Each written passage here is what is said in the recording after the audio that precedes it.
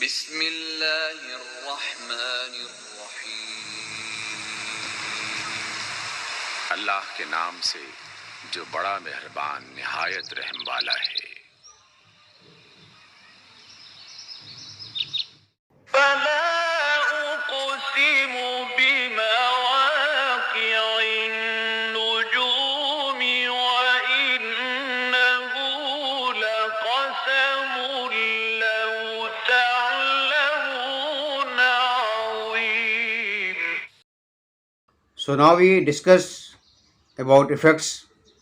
تو اثرات کے بارے میں گفتگو کریں گے کہ یہ چاروں جو گروپ ہیں، عرب تجار، عرب فاتحین، مبلغین اسلام اور ترک فاتحین، یہ جو ہندوستان میں آئے تو ان کے پھر کیا اثرات ہوئے، اسلام جب یہاں پر پھیلا تو اس کے کیا اثرات ہوئے۔ So the above mentioned four groups played their roles within their own capacities to serve the purpose of spreading Islam. کہ چاروں گروہوں نے اپنی اپنی خصوصیات، اپنی صلاحیتوں کو اپنی کیپیسٹی کے لحاظ سے ہندوستان میں اسلام کی اشاعت میں اپنا کردار نبھایا۔ So the effects of their struggle are listed below. تو ان کی کوششوں کے درج ذیل اثرات سامنے آئے۔ نمبر 1،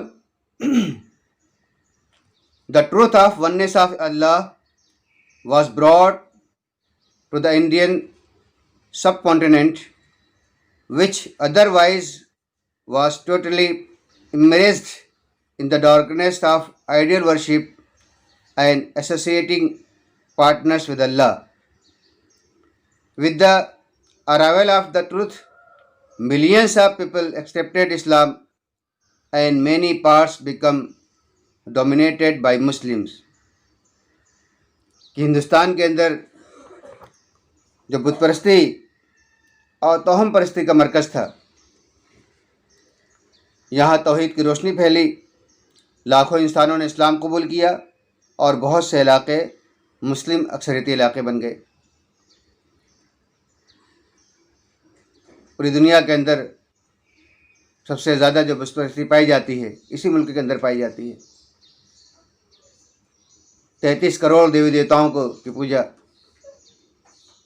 تو اسلام کے آنے سے لوگ اپنے خالق حقیقی کو پہچاننے میں ان کو آسانی ہوئی، ونیس آف گاڈ، توحید کا تصور عام ہوا اور بڑی تعداد میں لوگوں نے اسلام قبول کیا۔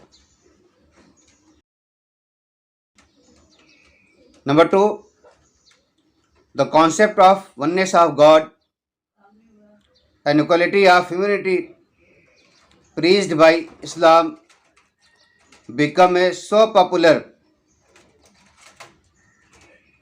that many individuals, Ramanujam, Ramanand, Kabir, Guru Nanak, Chaitanya, and movements Bhakti Mat were inspired by it. They spread this message of unity and opposed idol worship and practice of casteism and untouchability. یعنی اسلام کے آنے کے بعد عقیدہ توحید کا اور وحدت بنی آدم، یعنی تمام انسان برابر ہیں، تمام انسان ایک ماں باپ کی اولاد ہیں، اس کا اتنا چرچا ہوا کہ خود غیر مسلموں کے اندر متعدد پیشوا، متعدد لیڈرز اس عقیدے کو لے کے آگے بڑھے، جیسے رامانند ہیں، کبیر ہیں، کبیر کے دوہے سنتے ہوں گے آپ لوگ، مشہور نام ہے، گرو نانک ہیں، اس کے بعد ان کا تو ایک پورا سلسلہ جاری ہوا۔ آپ کی ٹیچنگ کا اور آپ کے تعلیمات کا چیتنیہ ہے، اور بہت ساری تحریکیں جیسے بھکتی مت وغیرہ ایسی اٹھیں جنہوں نے وحدانیت کی تعلیم دی. ان سب کی تعلیمات آپ دیکھیں گے تو اس میں ونیس آف گاڈ کا کنسیپٹ پایا جاتا ہے. ان سارے لوگوں نے بت پرستی کی مخالفت کی. ان سارے لوگوں نے اور ان تحریکوں نے بت پرستی کو چھوڑنے پر زور دیا، اور بت پرستی چھوت چھات اور نسلی امتیازات. چھوت چھات یعنی کہ کوئی چھو لے تو چیز ناپاک ہو جائے، کوئی انسان پاک ہے کوئی ناپاک ہے، کوئی کسی کے ساتھ بیٹھ نہیں سکتا. بڑا عام تھا معاملہ یہ. لیکن اسلام کے آنے کے بعد پھر خود غیر مسلموں کے اندر سے اس کے اثرات کی وجہ سے، اس لیے کہ اسلام کے آنے سے پہلے اس طرح کی کوئی کوشش نہیں پائی جاتی. اسلام کے ہی عقیدے سے، اسلام کے کانسیپٹ سے متاثر لوگ ہوئے، اور جو نسلی امتیازات ہیں کہ کوئی چھوٹا ہے کوئی بڑا، ان سب کی مخالفت ان کی طرف سے ہوئی. یہ ایک دوسرا اثر ہوا. And number third, the right of knowledge and education was restricted to Brahmanism only. The advent of Islam gave everyone the right to knowledge and education. یہ بہت اہم بات ہے اثر کے لحاظ سے کہ اسلام کے آنے سے پہلے علم پر صرف برہمنوں کی اجارہ داری تھی. برہمن صرف وہی علم سیکھ سکتے تھے، پنڈت کے طور میں مشہور بھی تھے. علم حاصل کرنا صرف برہمن ہی حاصل کر سکتا ہے. اگر شودر نے یا نچلے طبقے نے کوئی شلوک کوئی علم پڑھ بھی لیا، سن بھی لیا، تو اس کے کان میں پگھلا ہوا سیسا ڈال دیا جاتا، بہرا کر دیا جاتا، ظلم کیا جاتا تھا. تو اسلام کے آنے سے پہلے یہاں اس ملک کے اندر علم ہر ایک کے لیے عام نہیں تھا. ہر کوئی ایجوکیشن حاصل نہیں کر سکتا تھا، ہر کوئی پڑھ نہیں سکتا تھا. اسلام کی آمد نے اس روشنی کو ہر ایک کے لیے عام کر دیا. نالج ہر ایک کے لیے عام ہو گئی، اور ہر طبقے کے لوگ علم سے بہراور ہونے لگے. ہر طبقے کے لوگ علم کو سیکھنے لگے. آپ جو کچھ پڑھتے ہیں اپنی کتابوں کے اندر، ہسٹری کے بک کے اندر، آپ اس کے ڈیپ میں جائیے تو دیکھیے کہ کب یہ حقوق یا ان حقوق کا تصور کب ہوا کہ ہم کو بھی علم حاصل کرنا چاہیے، ہمارا بھی حق بنتا ہے. پہلے تو لوگ سوچتے بھی نہیں تھے. اسلام کی آمد نے جب مساوات کا درس دیا، اسلام کی آمد نے جب اسلام کی برابری کی بات کی، تو اس کے بعد پھر ایجوکیشن کے تعلق سے بھی لوگوں کا ذہن بیدار ہوا، اور پھر اس طرح سے ایجوکیشن ہر ایک کے لیے عام ہو گئی. یہ تھرڈ پوائنٹ ہوا. Number 4, mutual intimacy, equality, individual freedom, right to inheritance to women, and fair dealing with them came to be a common practice. یہ چوتھا اثر کیا ہے کہ اخوت، مساوات، شخصی آزادی، عورتوں کو وراثت میں حصہ دینے اور ان کے ساتھ حسن سلوک کا چلن عام ہوا. ہر لفظ یہاں پر اپنے آپ میں ایک الگ ٹاپک ہے. یعنی اخوت کا معاملہ، آپسی بھائی چارے کا معاملہ.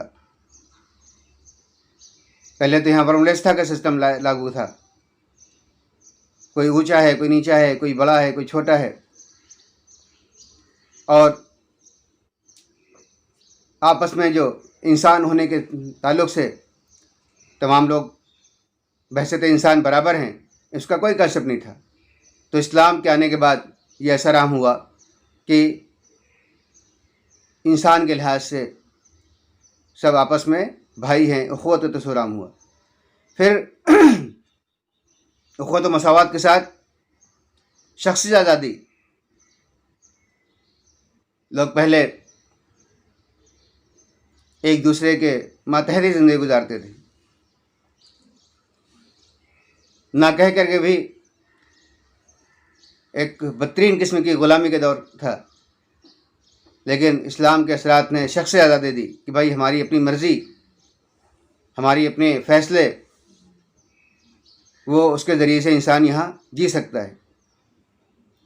عورتوں کو وراثت میں حصہ، عورت کی تو کوئی حیثیت ہی نہیں تھی، اس کو یہ کہہ کر کہ شودر گوار ڈھول پشو ناری، سب کو، ناری کو، پشو کو، شودر کو، سب ایک طرح کر دیا تھا۔ تو عورتوں کو وراثت میں حصہ ملنے لگا، یہ بھی اسلام کی دین رہی، اور پھر عورتوں کے ساتھ حسن سلوک اور ان کے ساتھ برابری کا سلوک بھی ہونے لگا اسلام کے یہاں آنے کے بعد۔ Number 5، evil practice like sati, child marriage, human sacrifice were stopped and marriage of widows came into practice۔ پانچواں اثر کیا ہوا کہ جو بڑی بڑی برائیاں عام تھیں، انسانیت سوز برائیاں، انسانیت کو شرمسار کرنے والی برائیاں، جیسے ستی، کہ جب شوہر مر جاتا، جس عورت کا شوہر مر جاتا، اس عورت کو اسی شوہر کی چتا پر زندہ باندھ دیا جاتا، اور وہ بھی اسی آگ میں، اسی چتا کی آگ میں جل کر مر جاتی۔ بعد میں اس کو ستی دیوی کے نام دے دیتے۔ تو ستی جیسی جو کبھی رسم تھی وہ اسلام کے آنے کے بعد ہندوستان سے ختم ہوئی۔ بچپن کی شادی بہت عام بات تھی، بچپن میں شادی کر دی، بے شعور بیدار نہیں ہوا ہے، وہ اپنا فیصلہ نہیں کر سکتا کیا اس کے لیے اچھا ہے کیا برا ہے۔ تو بچپن کی شادی یہ رکی۔ انسانی جان کی قربانی، ہیومن سیکریفائس، یعنی اسلام کے اندر جو قربانی کا تصور ہے وہ تو بڑا پاکیزہ ہے، لیکن اوروں کا تصور یہ ہے کہ انسانی جان کی قربانی دی جائے، دیوتاؤں کو خوش کرنے کے لیے انسانوں کو، بچوں کو، لڑکیوں کو اس طرح سے ان کے قدموں میں بھیٹ چڑھایا کرتے، قتل کیا کرتے۔ تو انسان کی قربانی دی جائے، اس کا کانسیپٹ ختم ہوا۔ اس طرح سے بیواؤں کے نکاح کو رواج ملا۔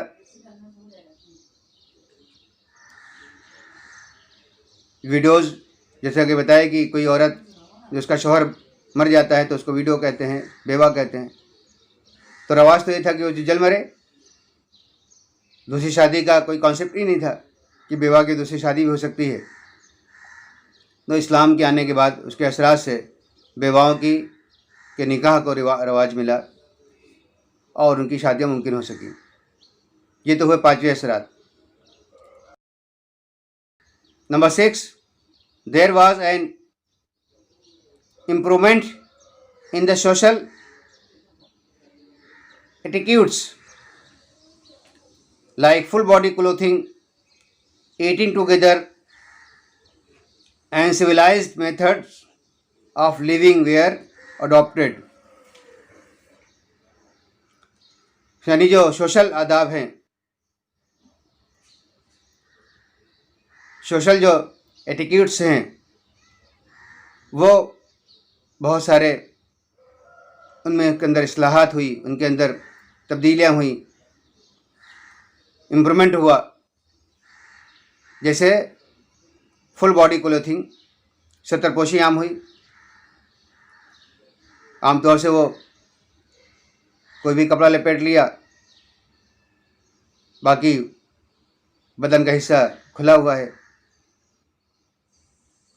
کپڑا بھی پہننے کا ڈھنگ اس انداز میں نہیں تھا، کپڑا بڑا ہے لیکن اس کے باوجود بھی سطر ڈھانپنے میں ناکام ہے۔ اوپر کا حصہ بدن کا کھلا ہوا ہے، عورتوں کا بھی، یا مردوں کا سطر ٹھیک سے ڈھکا ہوا نہیں ہے۔ تو کپڑا پہننے میں بھی یہاں پر جو تہذیب آئی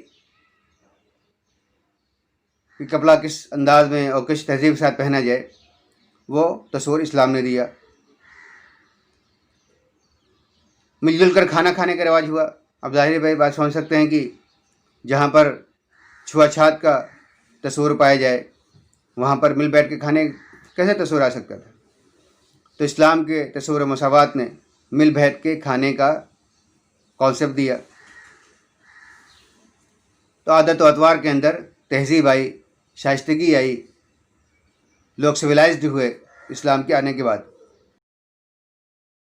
number 7، concept of unity became popular. 7واں اثر یہ ہوا ہندوستان میں اسلام کی آمد کا کہ یہاں پر یونٹی کا تصور عام ہوا. یعنی اس سے پہلے ہندوستان کے اندر چھوٹی چھوٹی ریاستیں تھیں، ہر کوئی اپنے علاقے کا راجا تھا، اور ان راجاؤں مہاراجاؤں میں خوب جنگیں ہوا کرتی تھیں. لوگ چھوٹی چھوٹی ریاستوں میں منقسم تھے اور آپس میں خوب لڑتے جھگڑتے رہتے تھے. اسلام کے آنے کے بعد ایک ملک کا تصور ہوا، اور بلا شبہ جو اکھنڈ بھارت کا تصور ہے وہ اسلام کے آنے کے بعد ہی ہوا، ایک پورا ملک بنا. تو اسلامی تعلیمات کی بدولت مسلمانوں نے اس ملک کے اندر امن و امان بحال کیا، عدل و انصاف کا اہتمام کیا،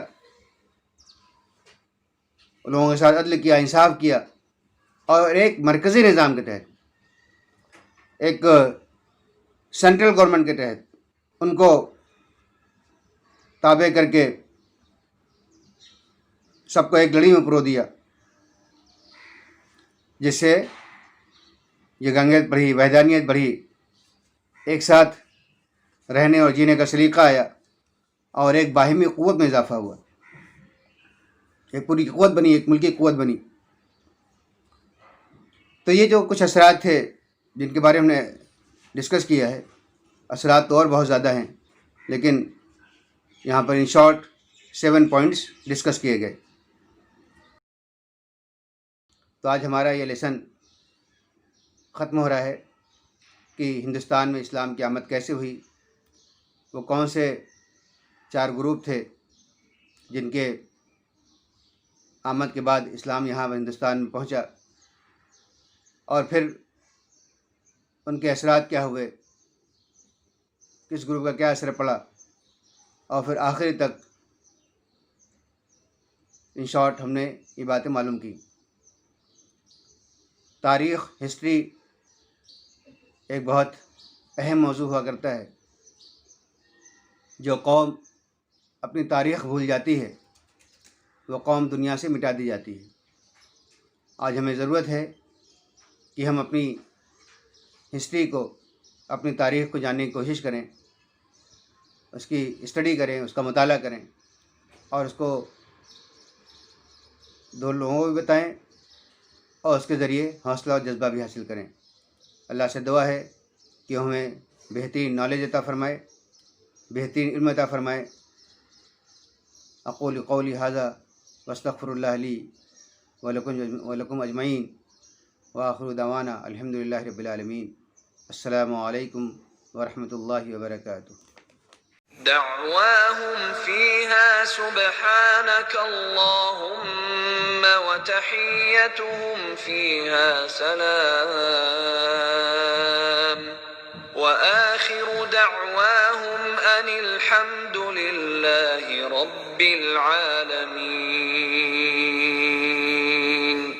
وہاں ان کی صدا یہ ہوگی کہ پاک ہے تو اے اللہ، اور ان کی دعا یہ ہوگی کہ سلامتی ہو، اور ان کی ہر بات کا خاتمہ اس پر ہوگا کہ ساری تعریف اللہ رب العالمین ہی کے لیے ہے.